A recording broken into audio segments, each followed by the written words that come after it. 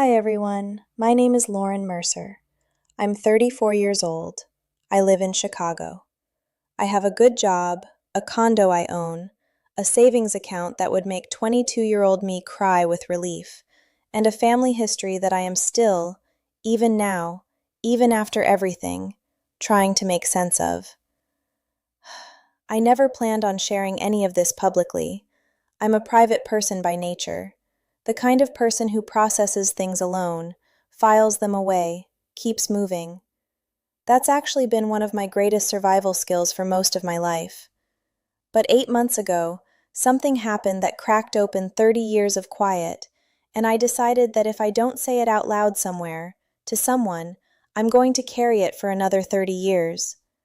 And I'm done carrying things I didn't choose to pick up. So here I am. Here's what I need you to understand before I tell you anything else.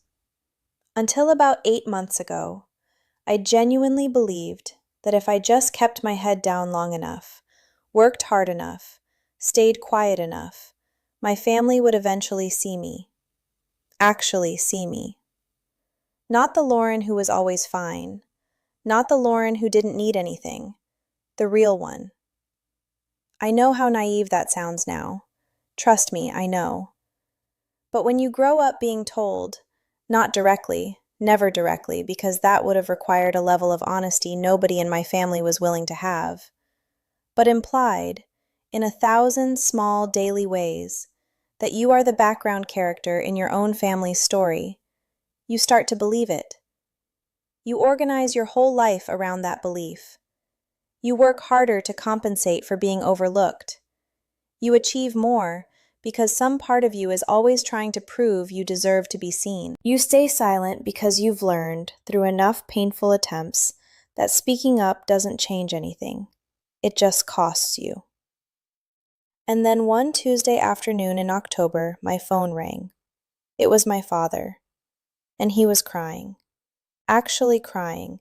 This man who had not cried at my college graduation, who had not cried when I passed my CPA exam, who had never once in my living memory said the words, "I am proud of you," to me in a way that didn't immediately pivot into a story about Derek. This man was crying. Broken, shaking, the voice of someone who had been sitting alone with something terrible for a long time before he finally picked up the phone. And he needed my help. Mine. Not Derek's. Mine. And I want you to stay with me for this entire story, because I know that setup sounds like it might have a predictable ending. Girl finally gets her moment. Dad apologizes. Everyone cries. Curtain. But that's not what happened. What happened was messier and more real and more complicated than that. And I genuinely think, if you have ever been the invisible child in your family, the responsible one, the one who was never quite enough no matter how hard you tried and how much you achieved, you need to hear all of it. Not the sanitized version. All of it. So let me start at the beginning. I am the oldest of 2 children. My brother Derek is 4 years younger than me, and from the day he was born, I am not exaggerating, I mean almost literally from that day, something shifted in our house that I do not believe ever fully shifted back. My parents are Richard and Carol Mercer. My father spent his entire career in manufacturing management, decent salary, predictable raises, the kind of stable employment that builds a comfortable middle-class life over 30 years. My mother worked part-time as a dental receptionist, mostly for something to do once Derek and I were old enough for school. We were not poor. We were not wealthy. We were solidly, reliably, unremarkably middle class. And for a long time, for the years before I understood how money worked, and who got it and who didn't, that felt like enough. I was a quiet kid, studious, the kind of child who actually enjoyed doing homework, who read library books over summer vacation on purpose, who memorized multiplication tables early because I found the patterns satisfying. Teachers liked me because I was easy and undemanding and always turned things in on time. I want to be clear that I am not telling you this to paint myself as some kind of perfect child. I was a nervous kid, a people pleaser. I was quiet because I had learned early that quiet was safe, and that noise, the kind Derek made naturally and effortlessly, got you something that I didn't have a word for yet, but would eventually understand was called attention. Derek was everything I was not, socially speaking. He was loud and warm and genuinely effortlessly funny. He had this laugh, this big, room-filling, contagious laugh that made adults stop what they were doing and smile. He made friends the way some people breathe, without thinking about it, without effort, as if the air itself just arranged itself into friendships around him. Teachers loved him even when he didn't do his homework, which was most of the time, because he had this particular gift for making people feel like they were in on a joke with him. Like being around Derek was the fun part of the day. And my father absolutely, completely, irretrievably loved that about him. My dad had grown up shy and socially awkward, the kind of kid who ate alone sometimes and didn't really find his footing until he was well into adulthood. And I know this now, I've had a lot of years and a lot of therapy-adjacent reflection to work it out. I think he saw in Derek everything he had wished he could have been. The confidence, the ease. The way rooms just reorganized themselves around Derek's gravity, without Derek having to do anything to make it happen. So from very early on, my father poured himself into Derek. His time, his attention, his planning, his pride. Not in a cartoonishly cruel way. I want to be careful here because it was never obvious, never the kind of thing you could point to and say, there, right there, that's the favoritism. It was more subtle than that, and I think in some ways the subtlety made it harder. It was in the way my father's posture changed when Derek walked into a room, the way his shoulders dropped and his face opened up, the way he'd lean forward. It was in the way dinner time became about Derek's day, Derek's opinions, Derek's latest scheme or joke or plan, while I sat across the table eating my green beans and thinking about the essay I had due Thursday, and wondering if anyone would notice if I didn't say anything for the rest of the meal. Sometimes they didn't. My mother noticed. I believe she noticed, in the way that mothers notice things they don't have the tools or the courage to address. But she never said anything. Not once that I can remember. And I think part of that was because my father set the temperature in our house, and the temperature was, Derek is the sun. Everyone else orbits. I want you to understand this not so you feel sorry for me, though if you do, I get it, but because you need to know the foundation before you understand what got built on top of it over the next 30 years. Because this foundation didn't stay quiet. It didn't stay just a vibe at the dinner table. It calcified into decisions. Real, financial, life-altering decisions. And that is where this story stops being about feelings and starts being about facts. By the time Derek was in high school, the pattern wasn't just a family dynamic anymore. It had a price tag on it. Derek picked up a guitar at 15 and decided he was going to be a musician. Now, a lot of 15-year-olds decide they're going to be musicians. Most of them play 3 chords, grow out of it, and move on. But my father took one look at Derek sitting on the couch with that guitar and decided this was it. This was the thing. This was Derek's destiny unfolding in real time. So my father bought him a professional-grade acoustic guitar. Not a starter guitar. Not a $300 beginner instrument from Guitar Center. A $1,200 guitar that serious adult musicians played professionally. And then he found a guitar teacher. Not the $40 an hour guy at the music shop down the road, but a session musician who had actually worked in Nashville, who charged $70 an hour, and who my father drove Derek to every single Saturday morning for 2 years. That Christmas, I got a Barnes & Noble gift card. $50. I want to tell you that didn't sting. it did. But here's what I did. I took that $50 gift card, bought 3 books I'd been wanting, read all of them, and moved on. Because that was what I did. I adapted. I absorbed. I moved on. I had learned by then that wanting more than what I was given was a feeling I needed to manage privately, because expressing it publicly only resulted in being told I was being dramatic or jealous, and being told those things felt worse than just keeping it inside. When I was 17, I joined the school debate team. I had to take a bus to and from practices twice a week because my father's schedule, he explained, was already stretched with Derek's guitar lessons and, by then, Derek's acting classes, because yes, by junior year, Derek had also decided he was interested in theater.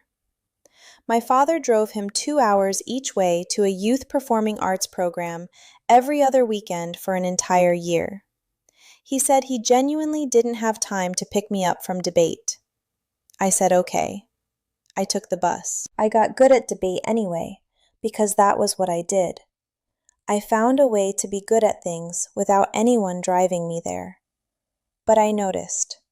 I noticed every single time.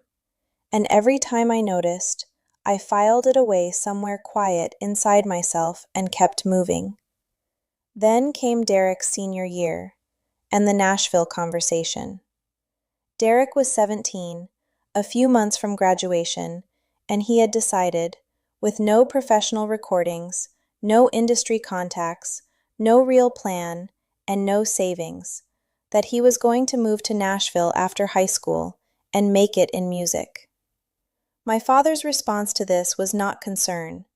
It was not careful questioning about how Derek planned to support himself. It was not a conversation about backup plans, or community college, or trade programs, or any of the practical things that parents of 17-year-olds are supposed to think about. My father's response was, "Derek, I believe in you. I always have, and I am going to make sure you have every opportunity to make this happen." I was 21 that night, home from college for winter break. I sat at that kitchen table and listened to my father say those words to my 17-year-old brother with a fire in his eyes that I do not think I had ever seen when he looked at me. Every opportunity. I thought about the debate bus. I thought about the Barnes & Noble gift card. I thought about 100 small, quiet moments of being the one who didn't quite get what Derek got, and I pressed my lips together and ate my dinner and went to bed. I told myself, "Lauren, just finish college. Just do the work. You're going to be fine. You're always going to be fine." I didn't know yet how much that sentence, "You're always fine, Lauren," was being used against me. I found out about the college fund the summer I was 22.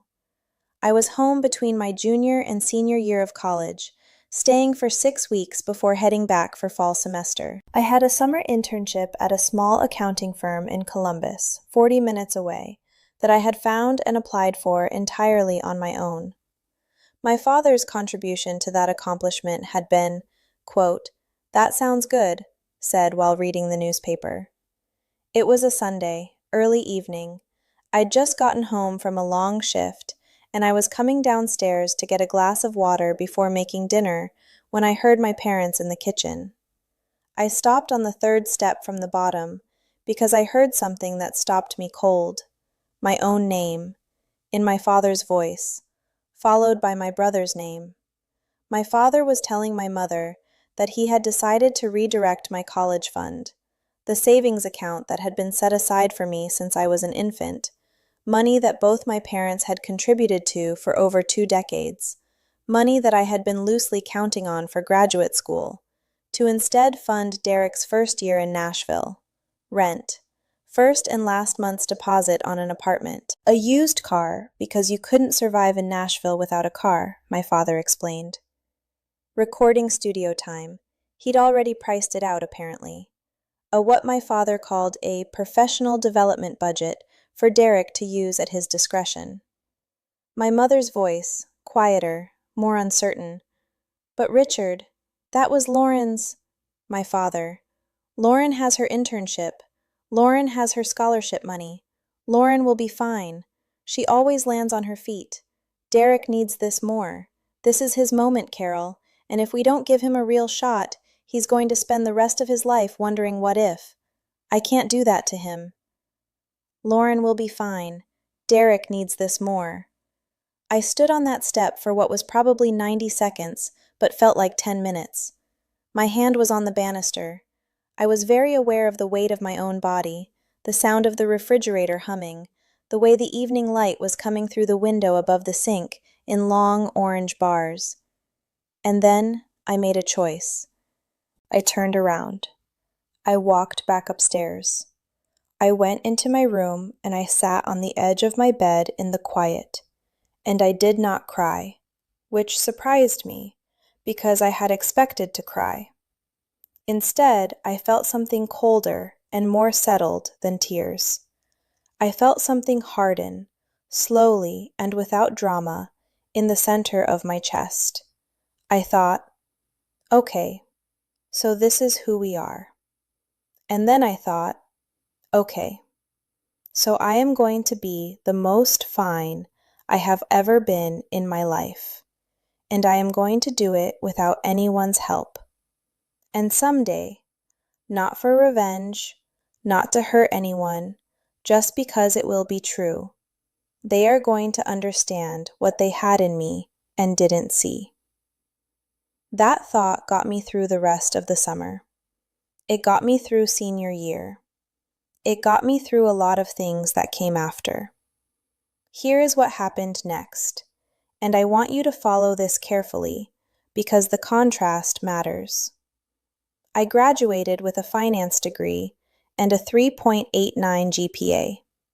I landed a full-time position at an accounting firm in Columbus. I lived in a studio apartment where the radiator knocked all night, and my upstairs neighbor apparently owned tap shoes and practiced at 11 p.m.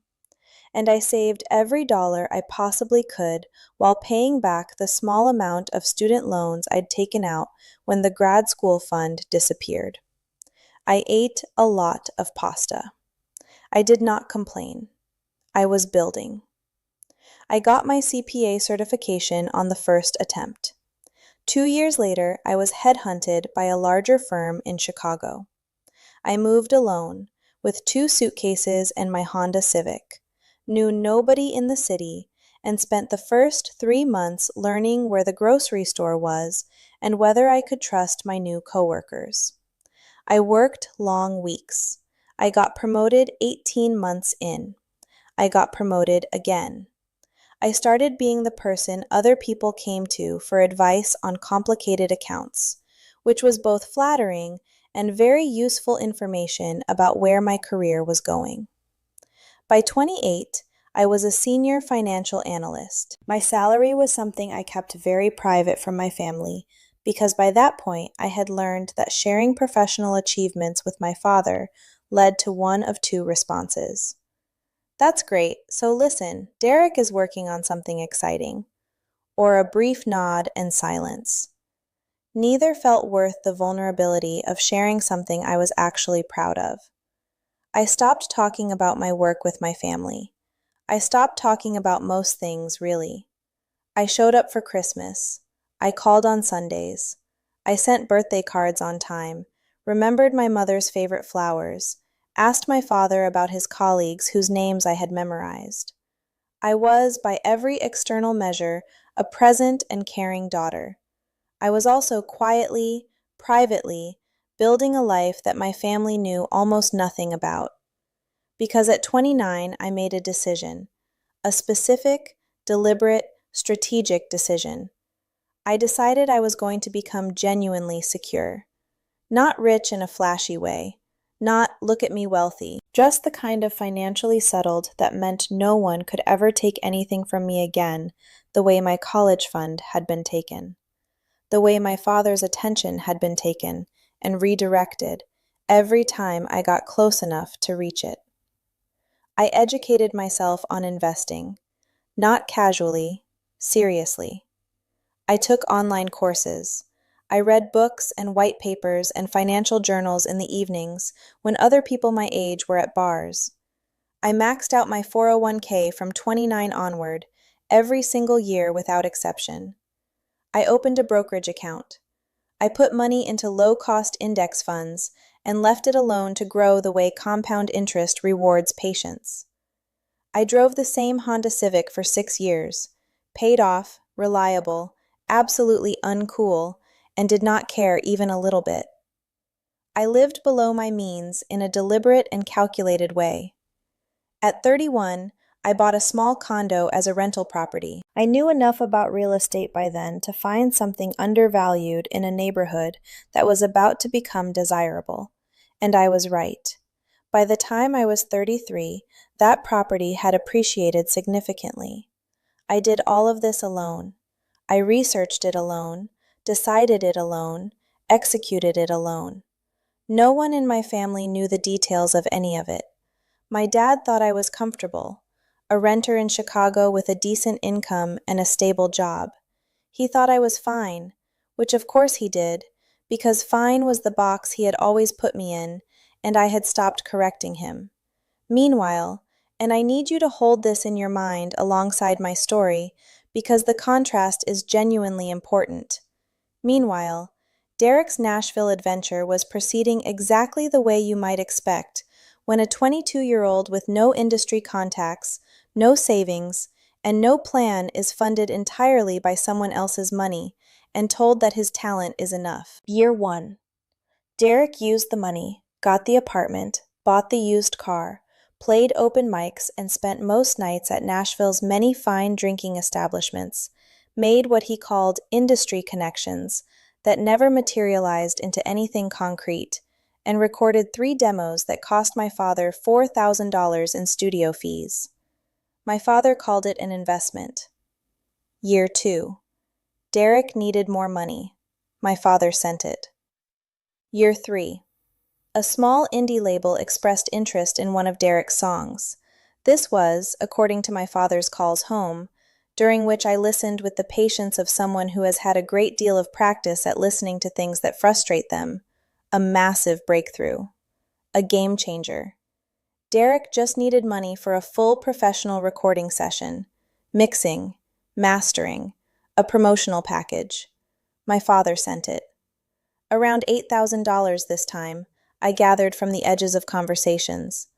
The label went in a different direction. The breakthrough was a dead end. Year 4. Derek had a girlfriend. They moved in together. They needed first and last month's rent and a security deposit because Derek's savings, the money my father had sent, were gone. My father sent the deposit. Year 5. The girlfriend left. Derek needed to move. My father sent money for moving. Year 6.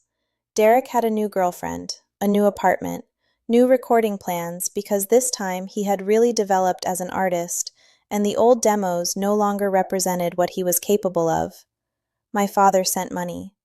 I watched all of this from Chicago, from my desk, from my carefully constructed, privately funded, nobody helped me build this life. And I want to be honest about what I felt watching it, because it wasn't pure righteous anger. It was something more complicated than that. There was anger, yes, the kind that burns low and steady, not the kind that flares. There was grief, too. This specific, quiet grief for the version of my brother who used to be funny and warm and full of something real, before the years of being told he was exceptional, without having to earn it, had slowly hollowed him out. There was also, if I'm completely honest, a thread of something almost like pity for my father. Because I think, somewhere underneath all of it, he knew.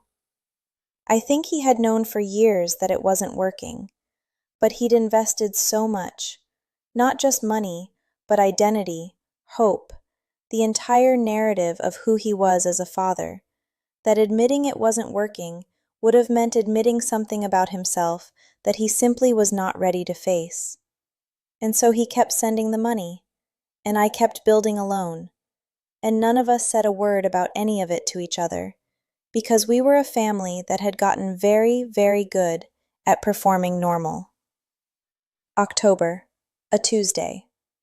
I was working from home, which I'd been doing 3 days a week since my company went hybrid 2 years earlier.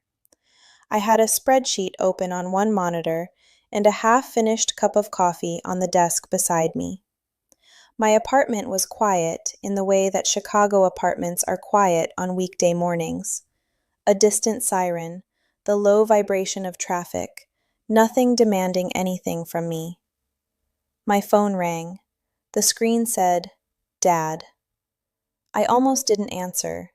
My father and I had a Sunday call routine that we'd kept up for years, and calls outside that window tended to mean one of two things: logistics about a holiday gathering, or something to do with Derek. Neither of those things was something I particularly wanted to deal with on a Tuesday morning when I had a full workday ahead of me. But I answered. "Hey, Dad." What came back was not his usual voice. His usual voice was measured, slightly distracted, the voice of a man who had spent 40 years managing his emotional responses into something careful and controlled. This was not that voice. What came back was the voice of someone who had been crying before he dialed. Not currently crying, but recently. The aftermath of it, the rawness that crying leaves in a person's voice.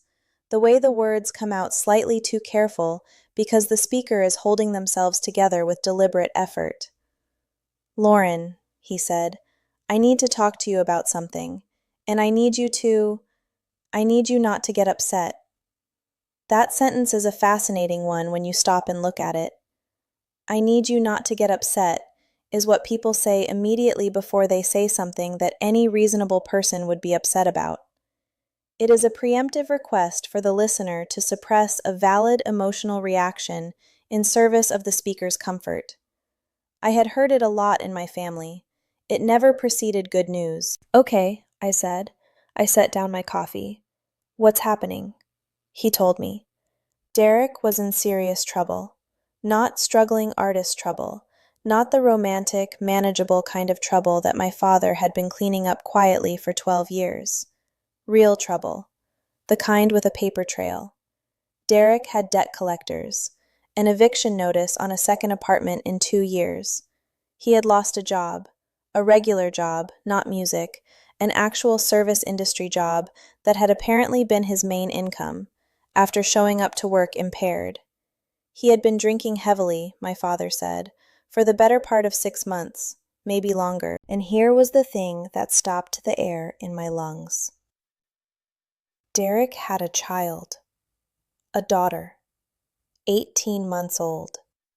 With a woman named Jess, who had, 4 months ago, taken the baby to her mother's house in Memphis because Derek could not keep the rent paid and was not, in Jess's words, according to my father's relaying of it, in a place to be a stable parent. A baby. 18 months old. My niece. Existing in the world for a year and a half, and I had not known. I set my pen down on the desk very carefully, the way you handle things when you're trying not to drop them. "Dad," I said, "when were you going to tell me about the baby?" A pause. "Derek asked us to keep it quiet for a while. He said he was going to tell you himself when things were more settled." "Things aren't settled." "No," my father said, "they're not." Then he told me the rest. The part that explained the crying. He and my mother had been sending Derek money. Not just the Nashville startup fund, not just the occasional help, but regular, monthly financial support for years. And it had drained them. He didn't have the exact number in front of him, my father said, but when he sat down 2 weeks ago and actually added it up, the total over 12 years was somewhere in the range of $200,000. The room got very quiet. $200,000. That number was not abstract to me. I am a financial analyst. I understand what $200,000 looks like, what it earns over time if it's invested instead of spent, what it represents in terms of retirement security, in terms of a safety net, in terms of the difference between two people in their 60s being okay and two people in their 60s being in serious financial difficulty. My parents were in serious financial difficulty. The savings were almost gone, my father said. Not just low, almost gone. They had maybe enough for a year of careful living, assuming nothing unexpected happened, which, at 63 and 60 years old, was an assumption you could not responsibly make. And Derek wasn't returning my father's calls. Had not responded in 3 weeks. My father didn't know if he was okay. He didn't know where he was living. He was scared. I sat with all of that for a long moment. I let it land completely before I said anything. Then I asked, "How much do you need?" Because I knew that was coming. I knew it the moment I heard the crying in his voice, the way you know the shape of a sentence before it's finished when you've been listening to a person your whole life. My father said, "I think if I could get about $30,000, I could stabilize things. Pay off the most urgent debts. Have something to fall back on while your mother and I figure out the next steps." $30,000. I did the math in my head in approximately 4 seconds. I had it. I had considerably more than that. $30,000 would have set me back, but not broken me. I could have written that check, or transferred those funds, within the hour. But I didn't say yes.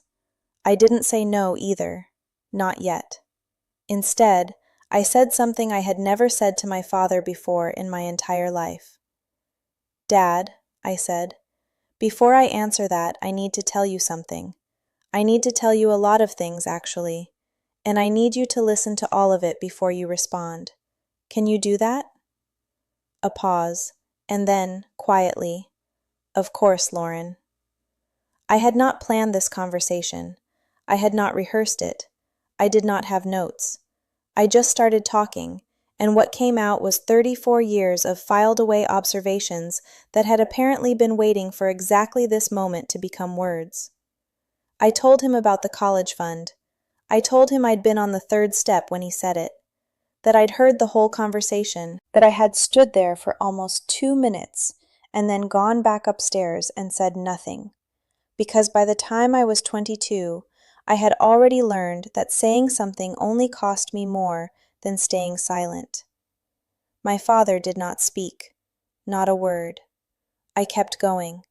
I told him about the guitar and the lessons. I told him about the debate team and the bus. I told him about the 2-hour drives to Derek's theater program and the fact that no one ever offered to drive me anywhere. I told him about the Christmas gift card versus the $1,200 instrument. I told him about the promotions I had stopped mentioning because his response was always some version of, "That's great," followed immediately by something about Derek, and how eventually I had just stopped offering him the chance to do that to me. I talked for a long time. My voice was calm, steadier than I expected, honestly. I wasn't performing composure, I was just finished pretending. It was a surprisingly clean feeling. "I am not telling you that you were a monster," I said. "You weren't. You loved both of us, I know that. But you loved us completely differently, Dad. You loved Derek like he was a dream you were trying to make come true, and you loved me like I was furniture, reliable, present, taken for granted, and easy to overlook because I didn't demand anything." A long silence. "Lauren," my father started. His voice was rough. "I'm not finished," I said. Not harshly, just clearly. And then I told him the part he didn't know at all. I told him about the investing, the savings strategy I had started at 29, the 401k, the index funds, the rental property. I told him what I was actually worth, financially, at 34 years old. I told him calmly, the way you state facts, not the way you brag, because I wasn't bragging. I was giving him information he needed in order to understand what I was about to say next. When I finished, the silence on the other end of the phone lasted so long that I checked my screen to make sure the call was still connected. Then my father said, in a voice I had never heard from him, "Lauren, I didn't know." "I know you didn't," I said, "because you never asked. Not once. Not about any of it. You never asked what I was building, or what I was planning, or how I was doing. Really doing, not fine Lauren doing. You never asked." "That's not—" He stopped. Started again. "That's not fair." "I'm not trying to be unfair," I said. "I'm trying to be honest, which is something we don't have a lot of practice with in this family. Dad, I need you to hear this. I cannot give you $30,000. A sharp breath from his end. "Not because I'm punishing you, not because I want you and Mom to struggle, but because that money, every dollar of it, I built myself. Nobody funded my dreams. Nobody sent me monthly checks to keep me afloat. Nobody told me I had what it took and then backed that up financially. I did it alone. And giving you that money now would feel like— it would feel like the lesson of my entire life is that the quiet one funds the chaos and gets nothing back for it. And I'm not willing to be that story anymore." My father was crying again, quietly, like he was trying to hide it. "But," I said, "I will help you in other ways. I will help you build a realistic budget. I will help you understand exactly what your financial situation is and what your real options are. I will help you think through what to do about Derek, because that little girl deserves a father who shows up, and Derek is going to need support to become that person. I will do all of those things, but not the check. I won't write that check." We stayed on the phone for another 20 minutes after that. My father didn't argue. He didn't bargain. He was quiet in a way that felt different from his usual quiet, which had always been the quiet of a man who wasn't really listening. This was the quiet of a man actually sitting inside something difficult. When we hung up, I went and stood at my kitchen window for a while, looking out at the city, the October sky, gray and clean, thinking about nothing in particular except that I could breathe completely, in a way I realized I hadn't in a very long time. Things moved quickly after that call. They tend to when a stone this size lands in still water. My mother called me the next morning. Her voice was not my father's broken, ashamed voice. It was the particular voice my mother used when she was hurt and trying not to say so directly. Careful phrasing, long pauses, sentences that ended slightly differently than they started. "Lauren, I wish you had told us you were feeling this way," she said.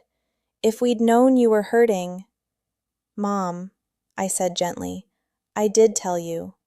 Not in words, but I told you every time I took the bus and nobody offered to drive me. Every time I graduated something and got, 'That's nice,' and a subject change. Every time I sat at that table and watched Dad's face do something for Derek that it never did for me. I was telling you constantly. You just weren't reading the right language." That landed somewhere. I heard it in the pause. "I should have said something," she said finally. "About the college fund especially. I should have said something then. I knew it wasn't right, and I said nothing, and I'm sorry for that, Lauren. That's something I have to live with." It was the most direct apology my mother had ever offered me. It didn't fix anything retroactively, but it was real, and I accepted it the way I accept real things, without minimizing it and without making it bigger than it was. She didn't ask me to change my answer about the money. I think she understood, and that, in itself, felt like a form of being seen. 2 days after that, Aunt Deborah called. Aunt Deborah is my father's older sister. She is 61 years old, has opinions she delivers without invitation, and processes family crises primarily through the assignment of blame to whoever she decides is being difficult. She had clearly received a filtered version of events, the version where Lauren, who apparently has a lot of money, has refused to help her struggling parents, which is selfish and cold.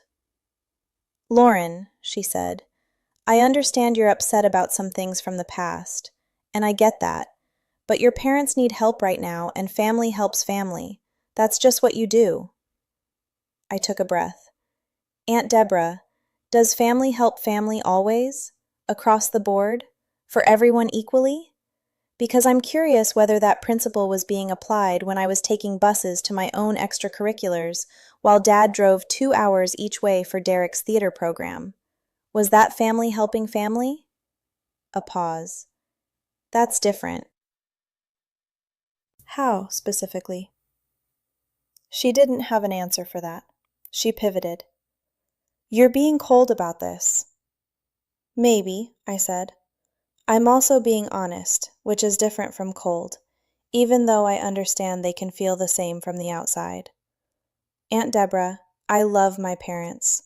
I am helping them, just not with money. And I think you should trust me to know what kind of help I'm able to give without compromising who I've spent a long time becoming." She did not love that answer, but she didn't have a strong counter to it either. We ended the call politely but not warmly. And then, 2 weeks after my father's call, Derek surfaced. He called me on a Friday evening. I was cooking dinner and I almost let it go to voicemail, but something made me pick up. Maybe curiosity. Maybe the fact that Derek had never called me out of the blue before, and I wanted to know what version of this he'd been given.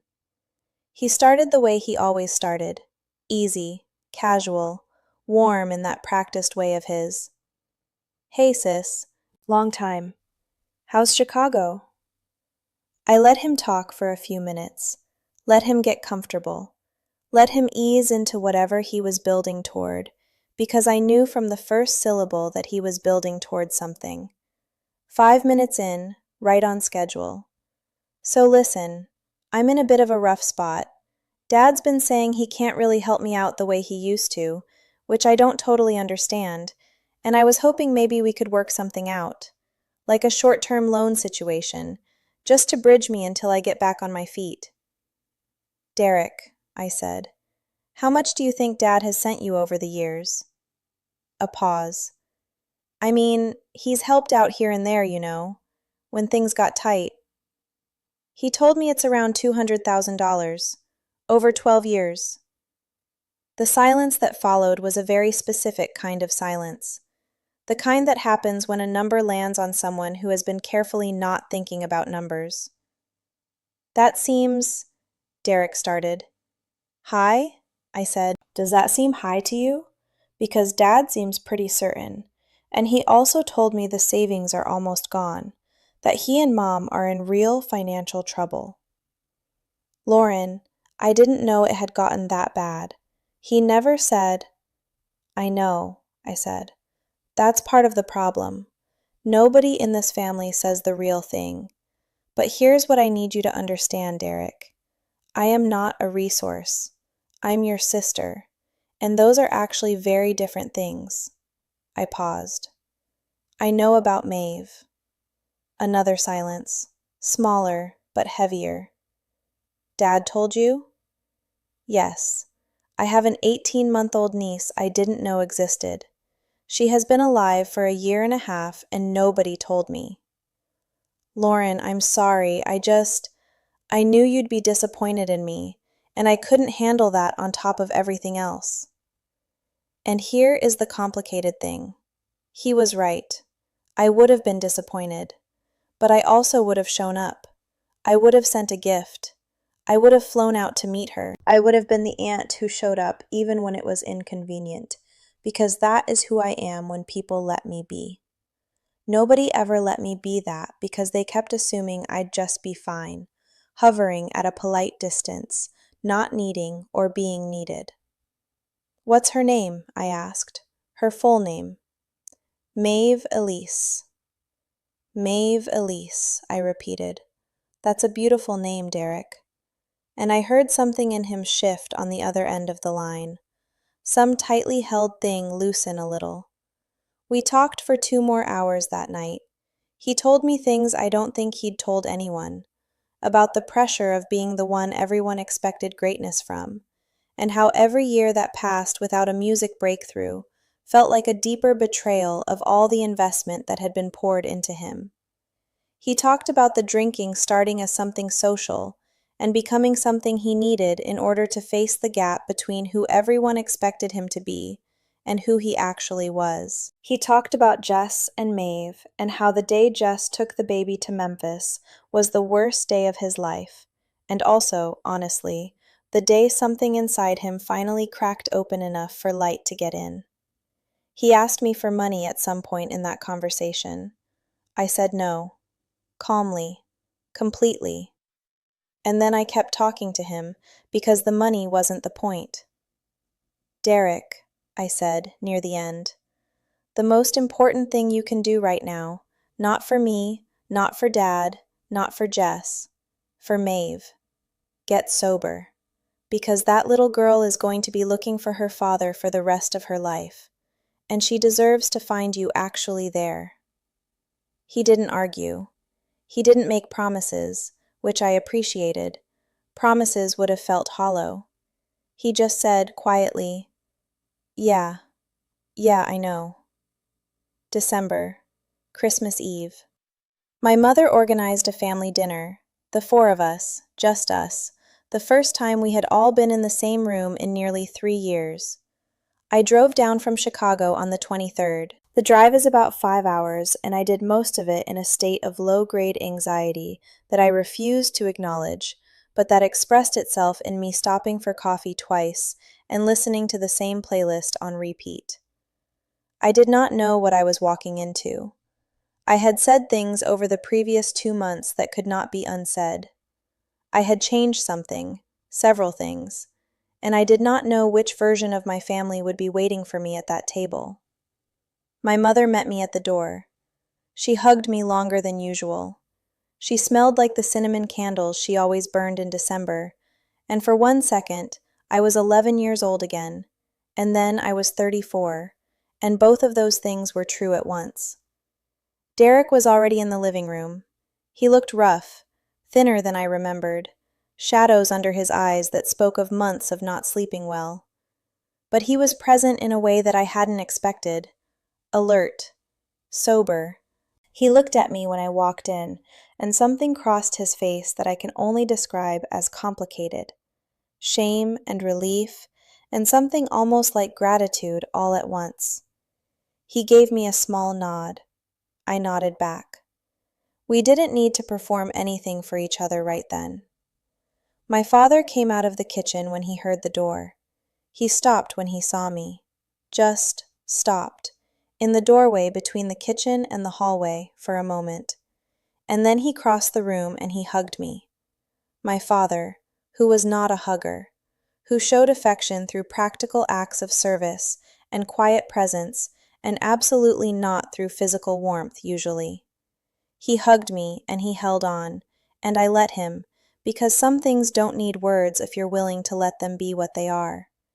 He didn't say he was sorry, not in those words, but the hug said it. The way he kept glancing at me all evening, not the bright, eager look he had always reserved for Derek, but something more careful and awake, said it.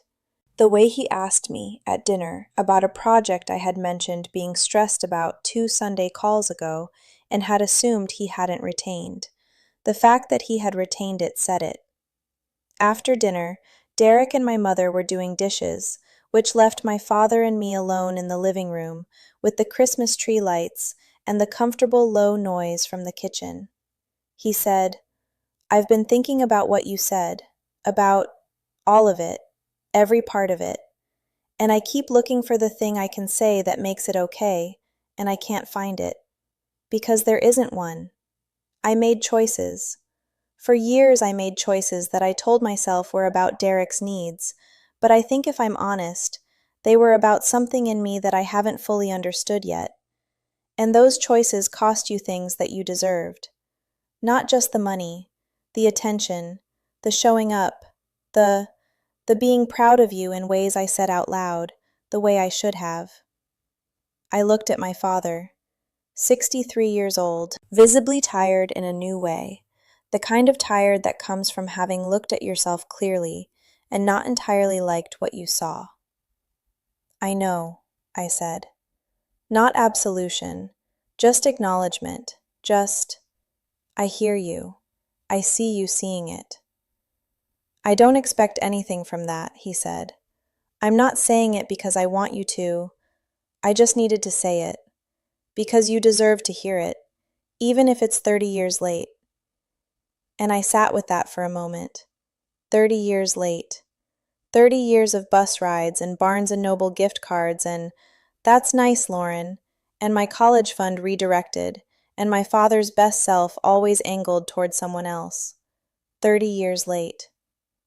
It counts anyway, I said finally. It's not nothing. We sat quietly for a while after that. The Christmas tree lights, the sounds of my mother and Derek arguing pleasantly about where a serving bowl lived, the ordinary, imperfect, present tense sound of a family doing its best with what it had. She sounds like something from the pictures, I said. Maeve. And my father's face did the thing.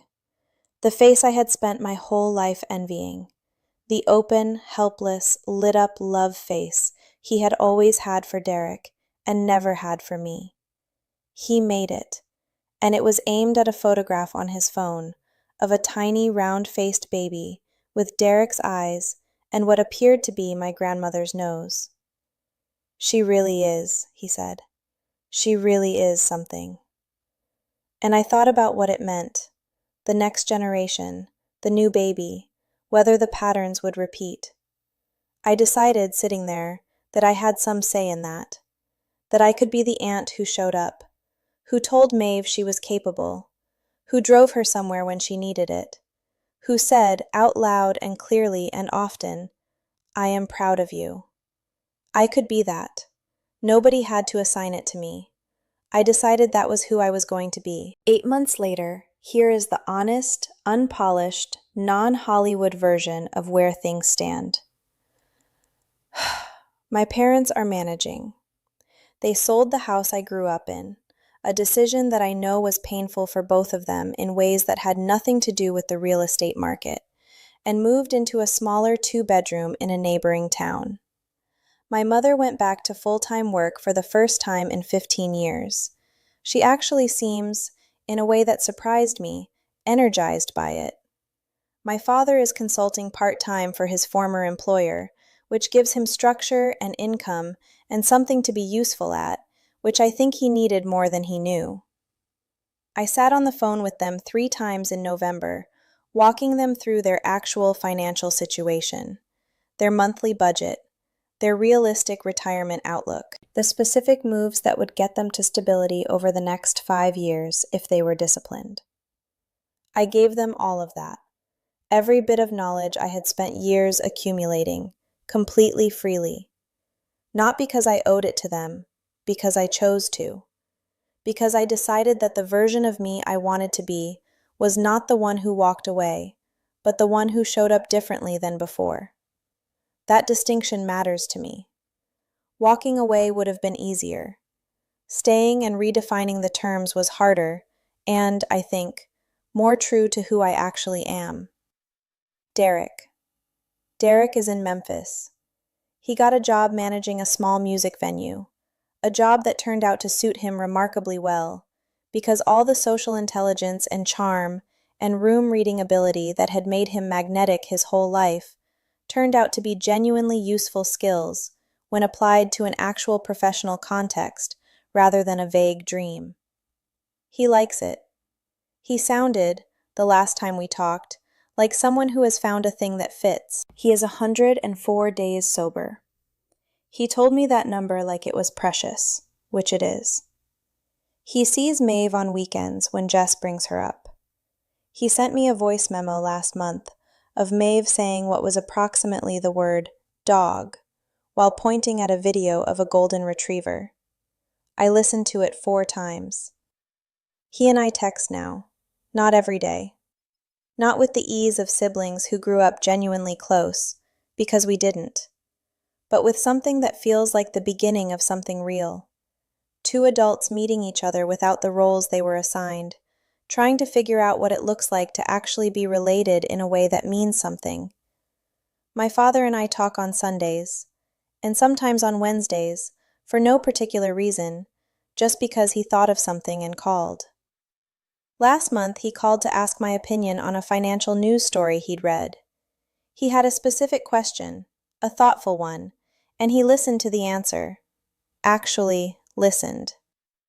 My father called me for advice. I had to set the phone down for a moment after that call. Not dramatically, just, I needed a second to let it be what it was. 34 years of working to matter to someone, and here was the evidence, quiet and small, and a Wednesday afternoon in February, that something had finally shifted. Not everything, not 30 years of distance, undone in a season, but something real. Here is what I want you to take from this, if you have stayed with me all the way to the end. I am not telling you this story so you will despise my father. He is not a villain in the way we usually mean that word. He is a man who loved his children in deeply unequal amounts and convinced himself for decades that it wasn't unequal, it was just different.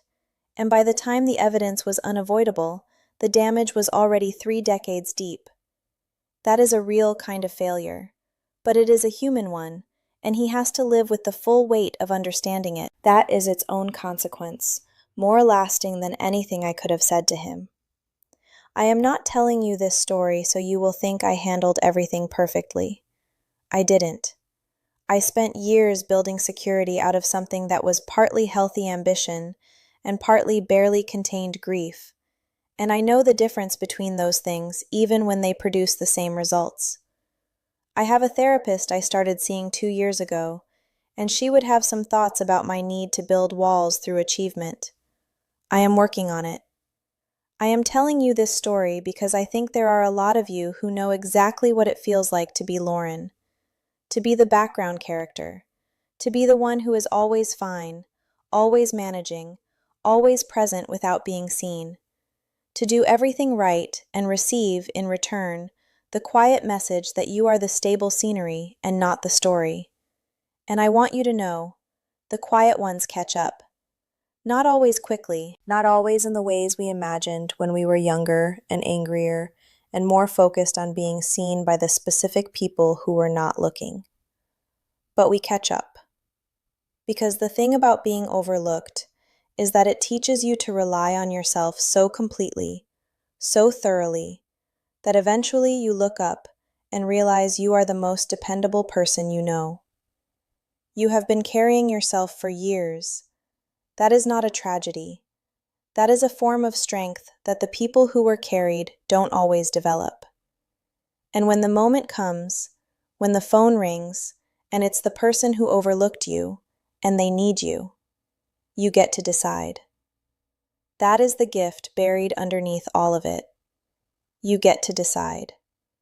Not from bitterness, not from a need to perform your strength for people who doubted you, just from a clear, grounded understanding of who you are and what you owe yourself and what kind of person you genuinely want to be. I said no to the money, and I said yes to everything else I could give. That was my decision, and I made it freely, and I would make it again. If you are the Lauren in your family right now, still waiting, still taking the bus, still watching someone else get the guitar, I want to say something to you directly. Build. Quietly, steadily, in whatever direction is true to you. Build. Not to prove something, not for the moment when they finally see you, because you can't control when that is, or if it comes. Build because the life you construct with your own hands, out of your own effort and your own choices, is the only thing no one can redirect without your permission. And be patient with yourself about the grief. It is real. The grief of being the invisible child is real, even when you become a very visible adult. It doesn't disappear because you succeed. It just finds a quieter place to sit. If you've ever felt any part of this story in your own bones, I'd love to hear from you in the comments. Not because I have answers, but because I think sometimes the most useful thing is just knowing that someone else stood on that third step, heard something that changed them, and figured out what to do with it. Thank you for being here for all of it. I'll see you in the next one. Take care of yourselves. Lauren.